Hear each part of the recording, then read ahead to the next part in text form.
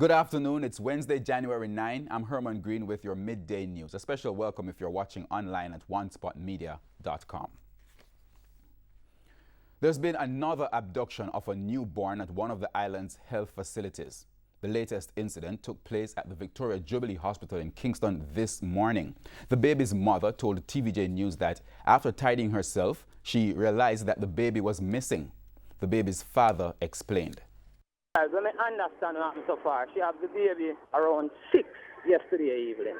Because she called me, said she give birth.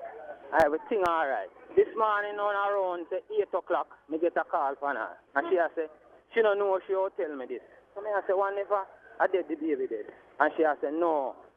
She said she ain't bleed after she have baby and so. So she left the baby on the bed. Go to the bathroom for freshen up and thing. Go to the bathroom, freshen up. When she come back, no baby.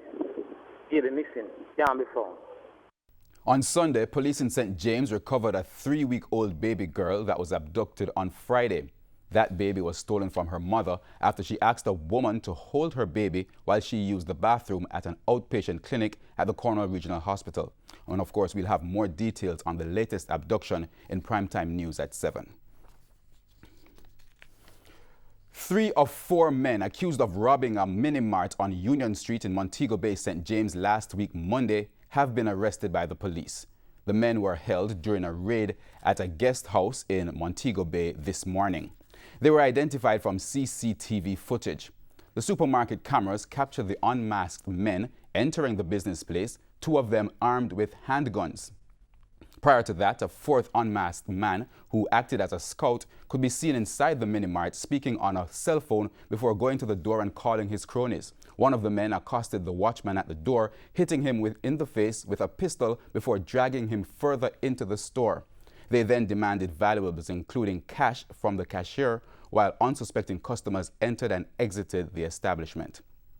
Now, the police operation was carried out early this morning in sections of Montego Bay. With questions about the reason for some of the lengthy detentions under the states of emergency, Police Commissioner Major General Anthony Anderson is insisting that it's all strategic.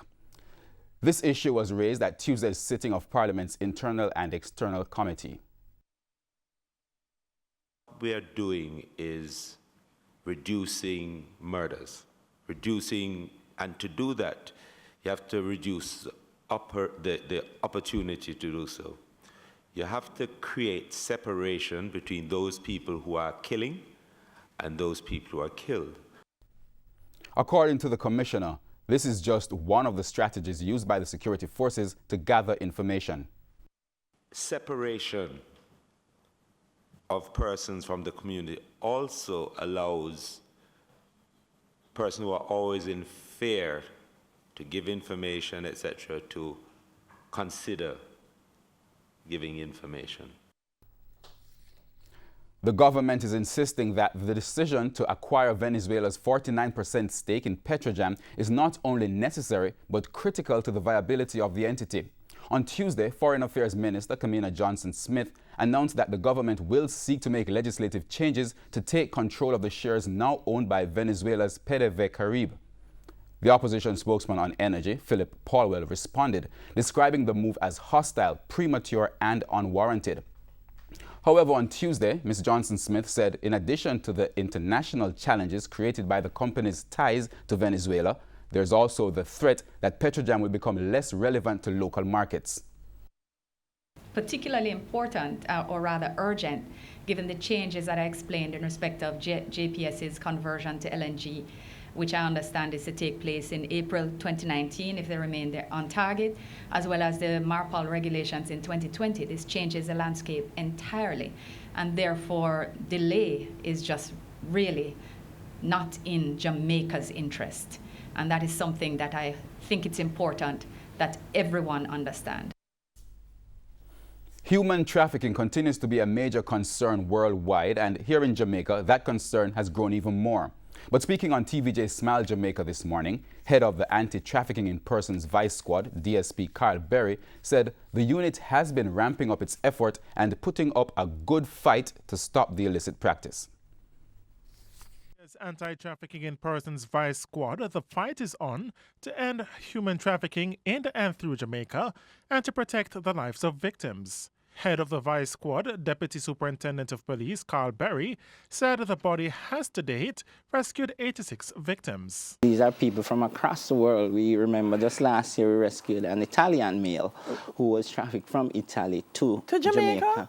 And we have seen the reverse as well, where we had to repatriate other Jamaicans from other parts of the world. Yeah. We even had a situation where a man who had trafficked a female at age 13 from Haiti into Jamaica was convicted. He appealed, and the appeals court confirmed that what we did was okay, and that was significant in that for the first time in this hemisphere, we had a trafficking case going to the appeals court and coming back to say that we did it right. In a further effort to stem this inhumane act, a comic script entitled Trap Sean's Story was introduced as a guide for children. According to DSP Berry, the comic was drafted from a real-life situation in which the victim was rescued. DSP Berry added that most of these cases stem from broken trust in families. And a part of the manifestation with human trafficking is where people are tricked into believing that the story is correct. So, for example, in Sean's case, the mother believed that the aunt would have taken pristine care of him. Your sister, you think she should take care of him? Point exactly, but instead he was abused to the point where he was trafficked. DSP Berry is asking persons to share any information they may have of suspected cases of human trafficking. So we ask people to make contact with Crime Stop. They're taking calls for us, 311. We have 119. You can make contact with that. We have the NAT4TIP, the Ministry of Justice, Ministry of National Security. Just confide in somebody who is able to pass this information to us so that we can go and rescue these people. Rasheen Masters, TVJ News. Councillor for the Linstead Division in St. Catherine, Herbert Garrix, says work is being done to address the lack of parking in the market district. He says the work will also address the vendors' complaints about losing business to those selling on the streets of the busy town. There's plan to remove all of these in the yard space. And in short, probably by the middle of February thereabout, these people will be under the shed in the market. Once these people are removed, the space in the yard is going to be paved so that if you come to Linstead Market to shop, you can drive your car inside the market and park your car. Meanwhile, he notes that Linstead is missing out on business because of the lack of parking. Some of the big businessmen in the town who have plazas and so, to see if they could make on one of the floors on their plaza, be it the top floor, second floor, whichever floor, as a car park, where they would charge whatever amount they charged for parking. Be it for the day, be it for an hour, be it for 2 hours, whatever. But it's really an issue, parking in Linstead. And I believe if spaces were here for more people to park, a lot more persons would come to Linstead to buy. In St. James, illegal dumping sites continue to be a challenge in dealing with the spread of dengue. A team from the NSWMA and the councillor for the area carried out cleanup works to rid the area of mosquito breeding sites on Tuesday.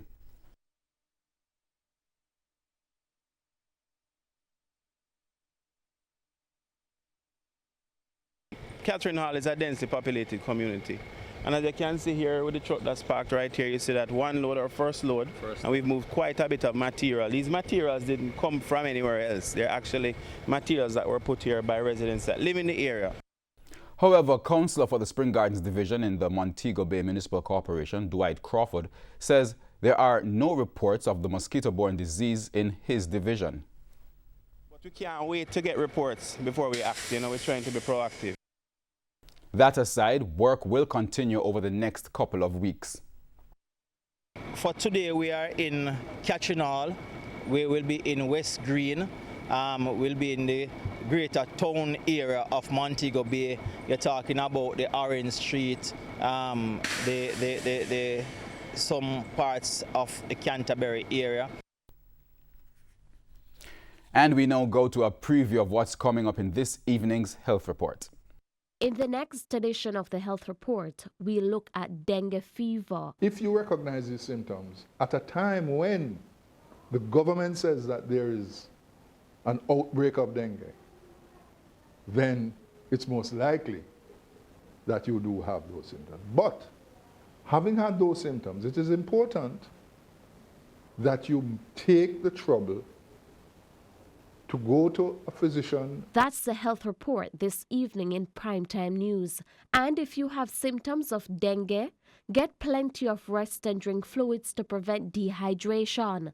To help prevent others from getting sick, protect yourself from mosquito bites during the first week of illness. And rest in a screened or air-conditioned room or under a bed net while you have a fever.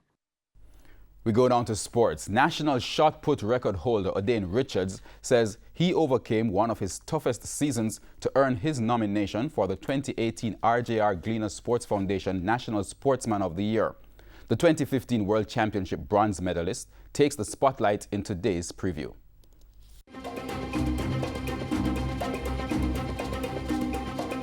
Odain Richards continues to carry the mantle of Jamaica's leading shot putter, and with it comes high expectations. 2018 proved to be one of the toughest for the 30-year-old Richards as he endured below-par performances and results in the circle. Richards placed 11th at the World Indoor Championships in the UK in March before ending just outside the medals at the Commonwealth Games, finishing in 4th place in April. But just when things seemed to be going totally wrong, Richards landed the right throw at the CAC Games in Barranquilla, Colombia to strike gold with 21.02 meters. He would follow that up with a bronze medal performance at the NACAC Championships, throwing 20.89 meters to finish the season strongly. He sums up his 2018 season. It was one of my best seasons. I had a little trouble getting to big distances, but it was a very good learning experience, and hopefully the knowledge that I've gained during that season helped me to propel even further than I have before. Richards is one of 3 throwers nominated for the National Sportsman and Sportswoman of the Year honors as he joins discus thrower Frederick Dakers and female shot putter Danielle Thomas Dodd. And while he is nowhere near ready to walk away from the sport, Richards says a cadre of young throwers are lined up to carry on Jamaica's newfound success in the throws events on the world stage. Let me put it this way. I am sorry for the athletes who are going to compete against the ones younger than me in the throws, because they're going to have a warm time. God, they're very good. Richards, a 5-time national shot put champion, has a personal best of 21.96 meters for the event. The RJR Gleaner Sports Foundation National Sports Awards will be held on Friday, January 18 at the Pegasus Hotel in Kingston.